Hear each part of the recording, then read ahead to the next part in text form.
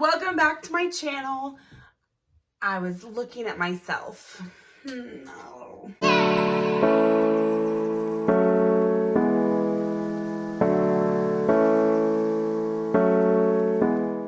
Hi friends, welcome back to my channel. Thank you so much for tuning in again. If you're new here, welcome. Today I'm going to be talking about the 11 rules to weight loss surgery. And yes, folks, there are rules. But before we get into the video, make sure you press that like button and that subscribe button. It really helps me out if you subscribe. So make sure you turn on the bell notification button as well so that you get notified every time I post a new video. Also, you should know that I'm going to give you the 11 rules that were given to me. So I am not a dietitian. I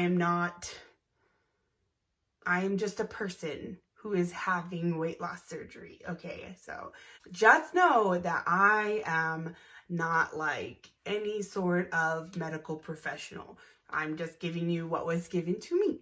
So I really wanted to make this video because when I decided to have weight loss surgery, I, of course, went straight to YouTube to find other people who posted videos about their journey, and because it seems like a very daunting task. So I was like, well, of course, everything's on YouTube, right? And I really couldn't find a whole lot of people, and I really couldn't find any people that like I could relate to. I really wanted to put this information out there for people that were like me, that were looking for information, that couldn't find any like helpful videos. I mean, I could find, obviously there was some helpful videos out there, but a lot of them are put out by like hospitals and stuff, and I'm just like not down to watch a like 30-minute medical history on bariatric surgery. Anyways, so I just want to put the information out there and to make it seem like less scary, less daunting. I think, yeah, it is a big deal, but like somebody needs to put the information out there. Let's go ahead and get into the video. Okay, I wrote notes. What do my notes say? To not look at myself, to look at my camera. Okay, so I did talk a little bit about this in my first video, and if you haven't watched that, then go check that out. It's my weight loss journey. It's the one that's titled My Weight Loss Journey. I'll put a card up here. You can click up there and go watch that video. But I just kind of went over them quickly, so I'm going to take this video to kind of go more in depth a little bit about each one of these rules. So rule numero uno is to stop all carbonated beverages and all beverages with caffeine. This is a big one. This is a big one. This was the biggest thing for me. I'd say this is huge because I was like a soda drinker, like multiple sodas every single day. I was like Coke, love Coke all the time. And so, like I just had to stop it. And I basically just went cold turkey, stopped drinking soda, like no more McDonald's Cokes, even though like it's kind of sad. I'm just ready for a life change, and that's what this is. And like, I am ready. It doesn't matter what I have to give up. I'm ready. Like, let's do this. Okay. So another thing is, you can't drink caffeine. So reasons why you can't have soda.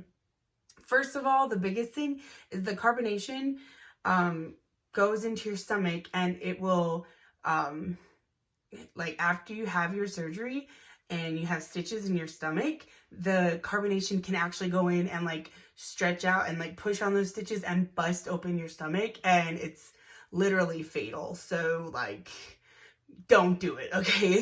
It's scary. So, yeah, don't do it. It actually stretches the stomach. So like, even after you've gone through the surgery and your stitches have healed and everything, it's still stretching your stomach. And so like all of this work that you've put in to get a smaller stomach you're literally reversing by drinking a carbonated beverage. So any soda you put in, that carbonation goes in your stomach and it stretches your stomach, and then you're back to where you started. And so it's just don't do it. It's just empty calories anyways. And that's another thing, is that it fills your stomach with air and empty calories, and then your stomach gets a little, and so you can't so you're not gonna have enough room to put in the actual good food into your body. So just don't do it. Did I mention that already? Just don't do it. That's why they're called rules. Anyways, and then the whole caffeine thing, that's really hard too, because I love coffee. But caffeine is dehydrating, and that's one thing. After surgery, you have to hydrate. That's another rule. We'll get into that later, but you have to hydrate to heal your body, and those cells that are dying, you need to hydrate to replenish them. Anyways, so caffeine dehydrates, and you don't want that. It's also an appetite suppressant. So when you're drinking those again, empty calories, you're filling up space in your stomach that good calories, good nutrients and stuff could fill. And so it's just taking up space where you really need it for good food. All right, number 2, you have to have a chewable multivitamin. And my dietitian recommended either the Centrum chewable multivitamin for women, or the Flintstones vitamin, and guess which one I chose? Of course, Flintstones, duh. You have to take a vitamin.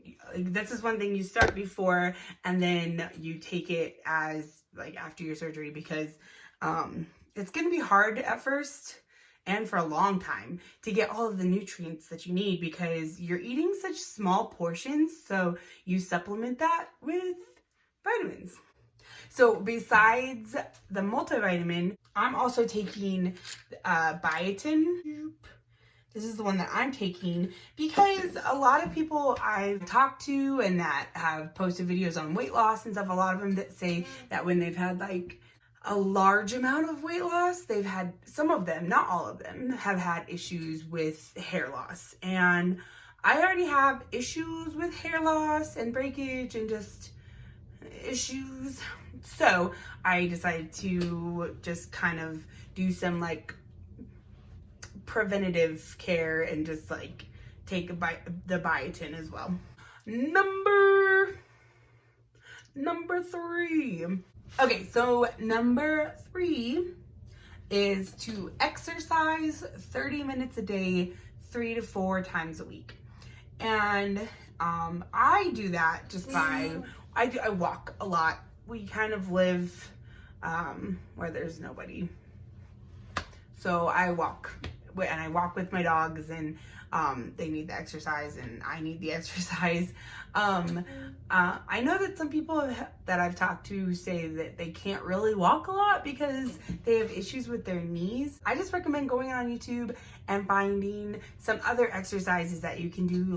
You can do sit-ups, you can lift weights. If you don't have any weights, you can lift things, cans of canned goods, whatever else you have in your house, that you can find to lift, and just anything that is a little strenuous, get your heart rate up a little bit for 30 minutes. So I know that on YouTube that there's tons of different there's tons of different videos on working out and things that won't impact your knees. So YouTube is a great resource for that, obviously. Number 4 is to chew each bite at least 20 times. So this is something that might take a little bit of practice, but it's really not hard to make a habit out of. And when you really think about it and you focus on what you're eating and focus on what you're doing, after a few meals, it'll just become a habit. You'll just automatically chew that much. And I find myself, I'll chew the 20 times and they'll be oh, actually I want to chew some more. And so I'm the more you chew, the better off it's going to be. So some studies show that the the longer it takes you to eat, the less that you eat, because your body is like thinking that it's full. And so when you're chewing more, you're gonna eat less, which is pretty cool. The biggest reason I would say that this is a rule that you should be following is because digestion starts in your mouth. So when you're using your mouth to the full capacity, you're really helping your stomach and your body out. So the more you chew, the less that your stomach has to do to digest it and to break it down. So help your stomach out and chew some more, okay? Okay. It needs all the help it can get. Especially when it's like teeny tiny, you know. So when you sit down to eat your meal, my dietitian says to start with the protein first and then work your way up to the starch. So that means like start with your chicken or beef or whatever it is that's your protein. Start with that first, eat all of that, and then the next thing on the list would be your vegetables. So go to your whatever, asparagus, broccoli, whatever it is that you're eating as your vegetable in your meal. The number 3 would be your fruit. So if you added any fruit to your meal, eat that next. And the last thing would be your starch. So your brown rice, your quinoa, whatever it is that your starch is, potatoes, whatever, that would be the last thing that you eat on your meal. Okay, so number 5, no liquids with meals. So this was my second hardest thing that I had to do. I've just always drank like so much. And my brother, who worked as a waiter, he said that actually like I do drink a lot more than most people during my meals. He said that some customers he would only bring like maybe 1 refill to, and when I go to a restaurant, I would get like at least 3 or 4 refills. And apparently that's not normal. Did not know that. So I've always drank like so much at meals. And when I talked to my dietitian about this, because I was like, this is really difficult for me, and like, what's the point, you know? Because like, if I'm gonna do something, I need to know why I'm doing it.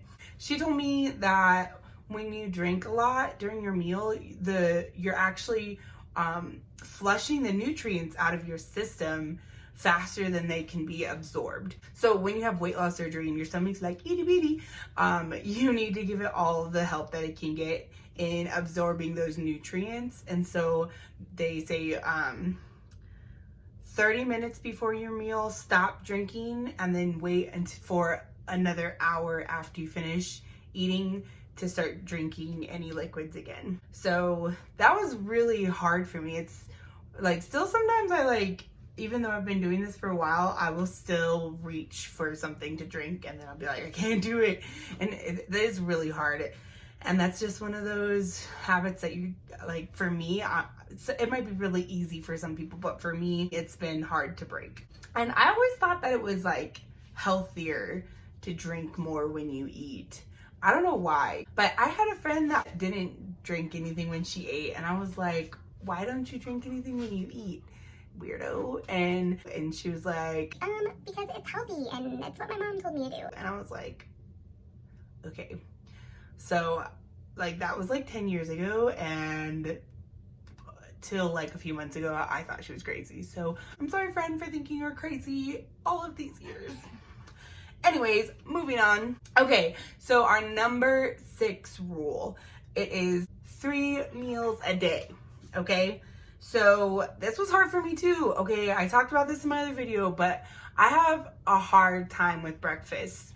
I just have never really been a breakfast person. When I wake up in the morning, I'm not like, ooh, breakfast. I basically like don't want to do anything for hours, and then I'm like, oh, lunch. So that was one thing that I had to work on. And I started off small, just like eating like a protein bar. Like I had Quest bars, which those are, if you're in a rush, Quest bars are good. But you have to, look at Ace's tail, she's so cute. You have to fuel your body with good nutrients. And I have found that when I'm not eating my 3 meals and like I skip breakfast, or when it comes time for my next meal, I'm like starving. And then I'm like, I'm just gonna get fast food because I'm so hungry because I haven't eaten in like so long. So eat your 3 meals. Don't skip breakfast, don't skip lunch, eat your 3 meals.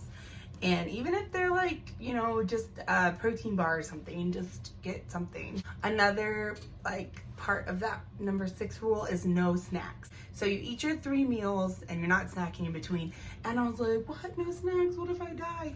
But honestly, if like I found that when I do actually like space my meals out right and I eat at the right time and I don't skip a meal, I really don't want a snack. So it's not really that big of a deal.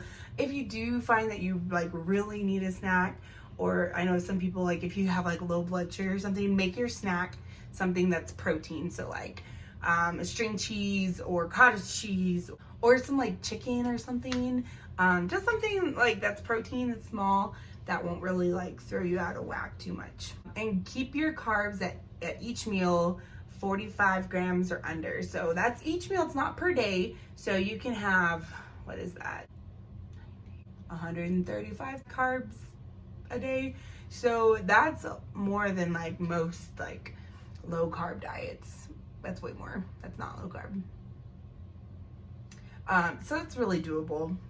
And you can still have like good carbs and like I mentioned, like the brown rice, quinoa, stuff like that. Rule number 7 is to drink at least 64 ounces of fluid per day. So I got this water bottle and I put a cute sticker on it. And this is 32 ounces. I got it at TJ Maxx, my favorite. This is a 32 ounce water bottle, so I only have to fill this up. I fill it up twice. I only have to refill it once. And that works out well because so I'll like fill it up in the morning, take it to work, drink it, and then fill it up when I come home usually, and then I'll finish that throughout the rest of the day. And it's really important. We all know that like water is life. Like it's so important to keep your body hydrated, especially after surgery. I mean, you just put your body through something really major, and you really need to rehydrate it and keep those good cell growth and like keeping your hair and your skin and everything hydrated. That is so important. So what I try to do is just kind of like keep that around, and I sip on it all day long, except for of course when I eat. But that really helps, like that whole like not drinking when I eat thing, because I'm already keeping myself hydrated. So when it comes time for me to eat, I'm not like so thirsty. I've already like hydrated myself. And I think that was my problem before, why I would drink so much at meals, because that was like the only time that I was drinking anything. Speaking of hydration,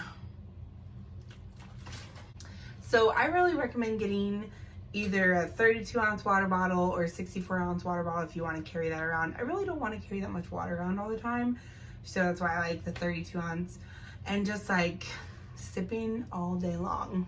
All right, rule number 8 is no tobacco. So no smoking, no chewing, or any of that. Besides the fact that it's like extremely unhealthy anyways, smokers are considered high risk patients. So like the risks that I have, if I was a smoker, all of those risks would be double. So just don't, obviously like it's unhealthy. Smoke really reduces how much oxygen your red blood cells can transfer. And so like if you're not getting enough oxygen, the risk of complications in the surgery is going to be so much higher. It also causes your cells to heal slower after surgery. So your recovery time, your healing time is going to be so much longer. So they say just like cut it out. Like you can't do it. It's bad for you. Why go through all this trouble to better one side of you and not better the other side? So just like no smoking. Okay, rule number 9 is no desserts, no fried food. Wah wah. These two foods can trigger something called dumping syndrome, and I kind of talked about this a little bit in my last video too. But basically, you eat something and your body's like, nope, and it just like goes straight through you and you dump, and it just does not sound like a fun time. It's really bad. I mean, like, you get like a few seconds of something tasting good and immediately you're sick to your stomach and it goes completely through you. You're wasting your time. You're making yourself sick. Just eat good food. I've heard that sugar actually affects like every individual differently after surgery. So you might be able to eat sugar and it not affect you, or not affect you as bad, but it's still, you know, it's not a healthy food, obviously, and that you're wasting those calories, you're wasting space in your teeny tiny stomach. And I mean, why go through this huge whole process and not, you know, stick with it? Which I'm definitely talking to myself right now. I know, like, I'm gonna struggle because, like, even now I'm trying to eat like this now and I struggle. So it's really important that I get these behaviors under control now before the surgery, because after surgery it could trigger some like issues. Number 10, if you're diabetic, you have to monitor your blood glucose levels really closely, and you have to show that to your dietitian, take that in, show her. I'm not a diabetic, so I don't have to do that. Luckily, thank God I'm not. But if you are, that's one thing that your dietitian will discuss with you, that you have to monitor that really closely. But if you are diabetic, it's really cool because the gastric bypass, actually, they like suggest that as like a cure for diabetes. I mean, like 80, it's like a 80 to 100% chance of curing diabetes in someone. So that's really awesome. All right, last but not least, rule number 11, you have to have a sleep study done. If you have sleep apnea, you have to use your CPAP machine. There's a required amount of time you have to use it, like a certain amount of nights and a certain amount of hours every night, that you have to use that for before you can have your surgery. Even if you're not planning on having the weight loss surgery right now, I recommend go ahead and having a sleep study done. They can just use those results later down the road, and maybe sleep apnea was the cause of your weight gain to begin with. So, I mean, you might as well just get that over and done with. But if you do have sleep apnea and you're planning on having the surgery, the Cleveland Clinic actually said that bariatric surgery was the most effective cure for sleep apnea. So I'm pretty excited about that because I do have sleep apnea, and I wake up with headaches and just like all this stuff, and I like sleep for hours and hours and I feel like I'm not rested at all. It's awful. So if you feel like maybe you might have sleep apnea, go get a sleep study done now. Okay guys, that's all for this video. I hope you enjoyed it. Thank you so much for watching. I super appreciate all of you guys that have been watching my videos.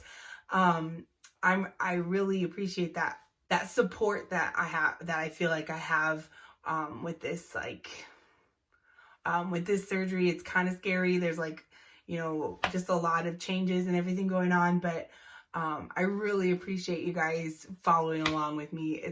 This is pretty awesome.